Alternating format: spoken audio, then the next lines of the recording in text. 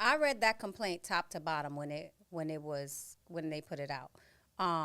And so I've never met Cassie. Let me say this. Never met Cassie. I've obviously met Puff over the years in my capacity as the editor-in-chief at The Source.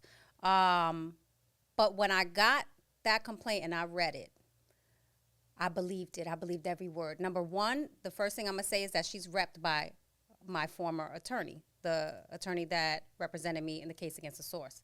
So I know how they work. I know how they write complaints. I was reading it. I know if they wrote the claim, they're going to back it up. And look, you can't never tell when you're reading these complaints with all of these allegations who's telling the truth and who's lying, because it's going to be her word against his. But something in my heart was like, this is true. Yeah. What she's saying is true. So from that moment, I was like, wow, like I believe her.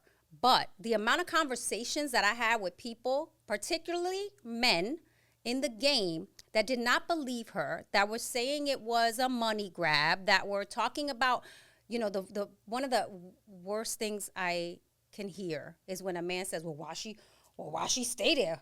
If that was the case, why you stay with him for so long? It was benefiting her career. Yeah. So for me, I would say, let me be clear. I've met Cassie throughout the years. My background in radio and media, her, doing my radio show, pitching me records, etc. I've met Puff on numerous occasions. I've been to his house in Miami and New York. I've been around his children. And when I read that complaint, I was deeply saddened because I believed her 1,000%, but I was also deeply disappointed in him. Absolutely. And I think that's a piece to this conversation that we also need to address. You can mourn his legacy because Bad Boy has given us so much content to our lives. Right. From Biggie, what's the group, the female group? Total. So Bad Boy has given so much to our lives, right? From soundtrack. Puff, the soundtrack. It's the soundtrack. So you can mourn his legacy. Right. And you can mourn the fact that you idolized this person and he ended up being something obviously so far from what you imagined. Because I've never personally experienced seeing him in that light, although I've been around him so many times. Yeah. But I also understand the dark side of this business. And I also understand how women are often treated in this business and how 9 times out of 10, if you have money, power, and status, nobody believes you.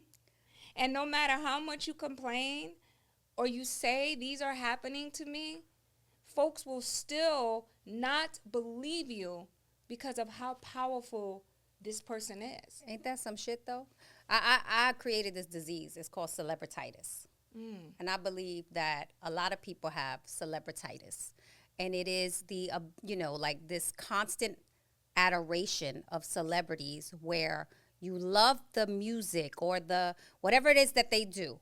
You love it so much that you buy into that person's character, but you don't know that person.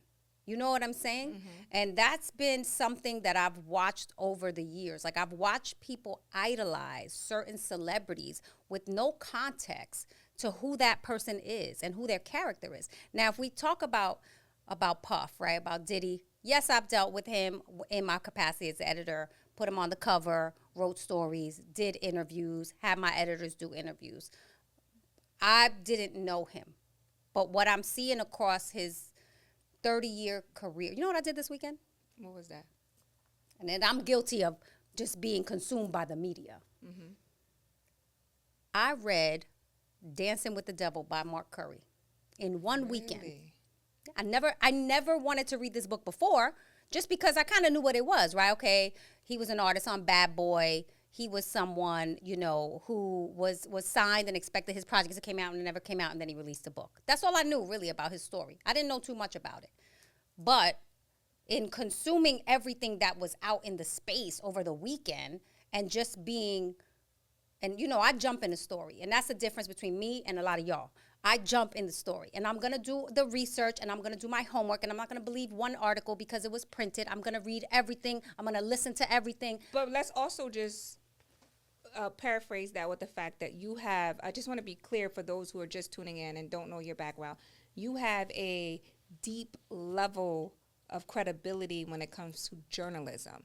You've spent many years being a journalist. I did, but I just want us all to be smarter, because some of this shit ain't my journalism skills. Yeah. Some of this is just really, can y'all just read what's going on and don't believe everything that you read, right? So you read this, okay, I read that article, let me read this article over here. Okay, who's the people that are talking in this article? Like, have some discernment to what you're looking at, right? It's hard now because of the internet. And the internet, it's like... Why believe the truth when a lie is so much more entertaining? A lie is damn near entertaining. But I read that book. Okay. And I read the book and I was like, damn. You know, because there was a lot of stuff in that book. But that really wasn't talking about all the stuff between him and Cassie. It was talking about his personal experience and some other things. But if you read it and if you watched over the years, you've seen everybody ain't lying.